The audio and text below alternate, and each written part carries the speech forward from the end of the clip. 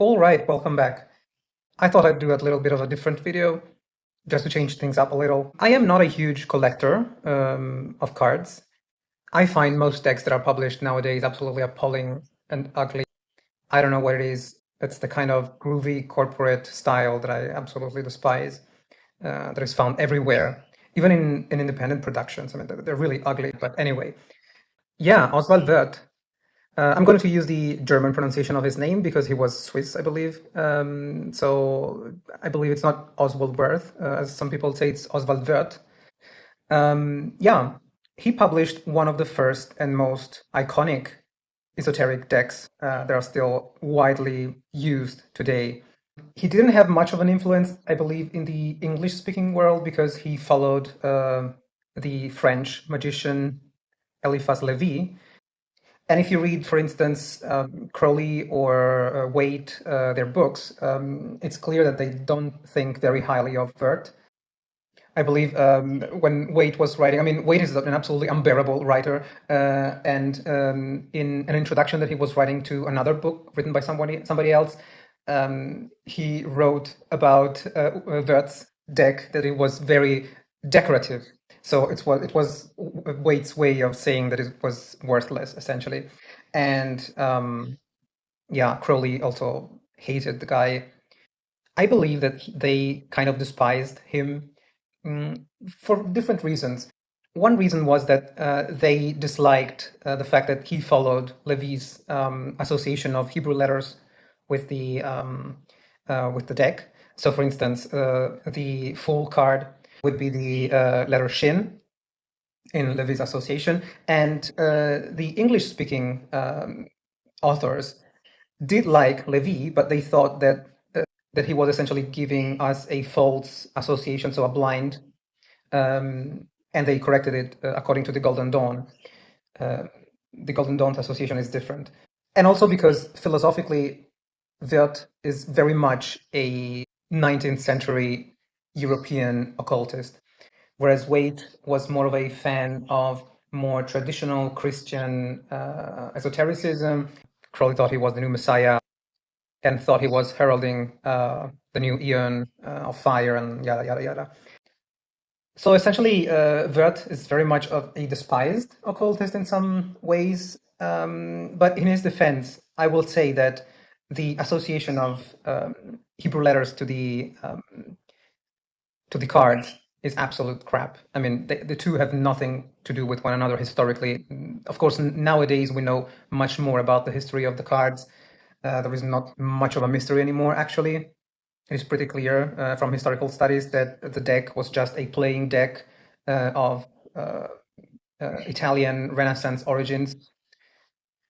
And of course, it does contain a kind of wisdom, but it's a clear and normal Platonic Christian medieval type of wisdom, if you understand what I mean.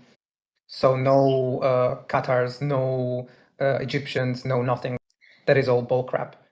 One English-speaking author who did follow Wirth, or at least did not dismiss him, was C.C. Zane, who, however, had a completely different system. But anyway, this is neither here nor there.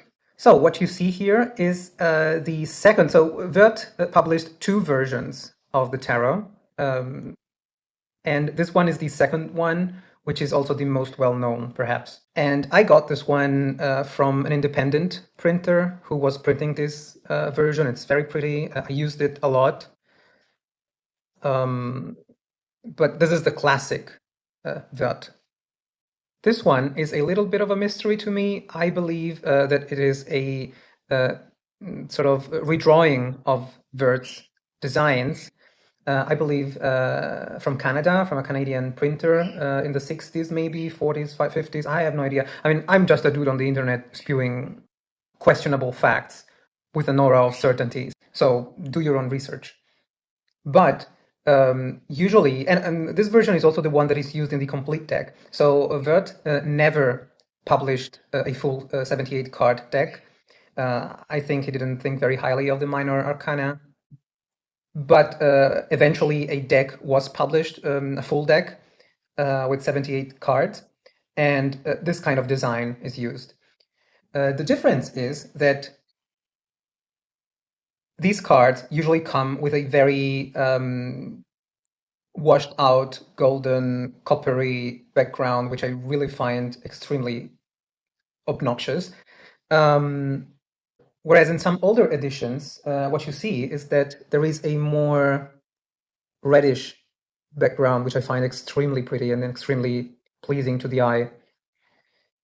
So I don't know why this version is not printed more. It's a rarity. It's very seldom found on eBay and on other platforms like that.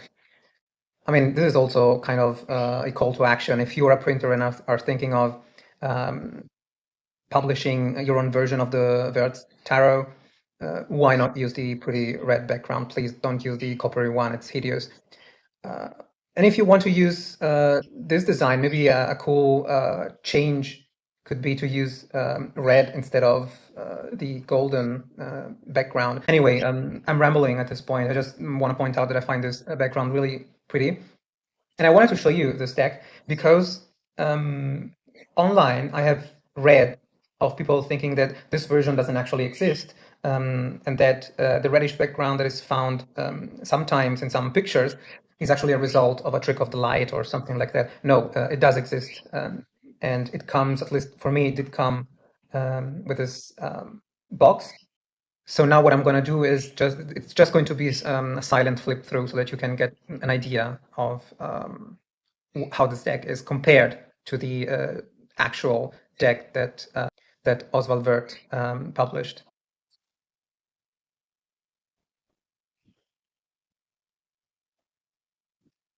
This is the back of the cards.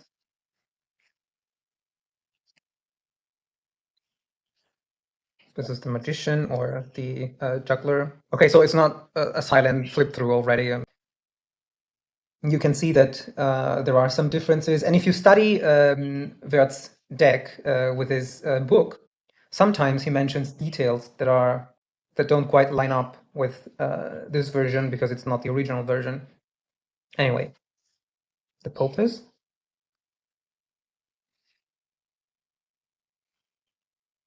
I think this is better. The Empress. So much for the silent flip through. The Emperor. The Pope.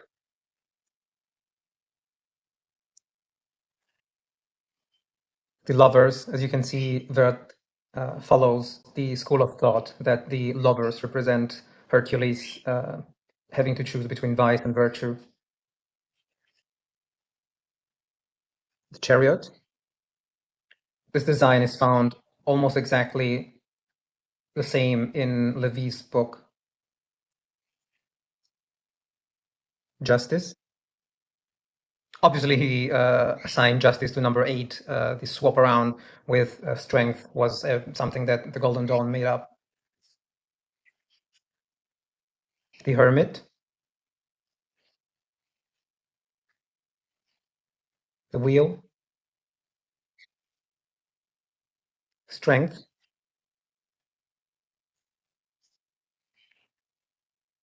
The Hangman.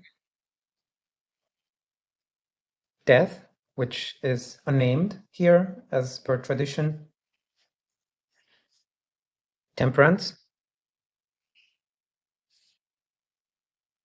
The Devil. I believe this design is also close to what Levy recommended.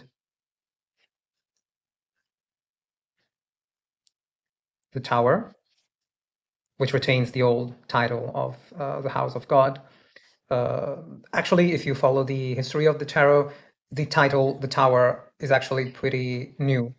It used to be called the House simply, or the House of the Devil, or the House of God. The Stars. The Moon. The Sun. Judgment. The World. And the Fool. Wirth usually preferred to see the Fool as the last card. And if we go by the association of Hebrew letters to the cards, actually the Fool should come between the World and Judgment. This is Levy's association. It was considered to be a blind by many in the English-speaking community. So anyway, this was Wirth's Red Tarot, which is actually not Wirth's Tarot. Of course, it's a redesign, but there you have it. It does exist. It's kind of pretty. I've used it sometimes, and it's there if you look for it. All right, I'll see you next time. Bye.